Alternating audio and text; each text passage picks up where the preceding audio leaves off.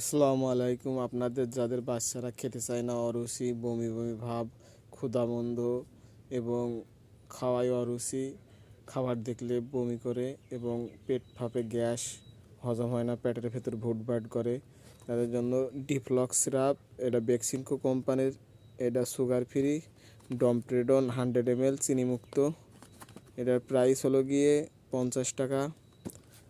আর ফেমোটক, এটা হলো গ্যাসের জন্য, পাওয়ার অফ সাসপেনশন, এটা স্কোয়ার কোম্পানির, এটার প্রাইস হলো 55 টাকা ফেমোট্যাক।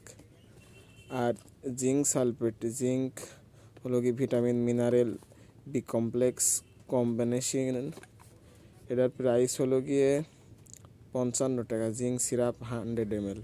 আপনারা এই তিনটে সিরাপ, এটা 1 চামচ করে 2বার খাওয়াবেন, এটা 1 চামচ করে 2বার খাওয়াবেন, এটা 1 চামচ করে 3বার খাওয়াবেন।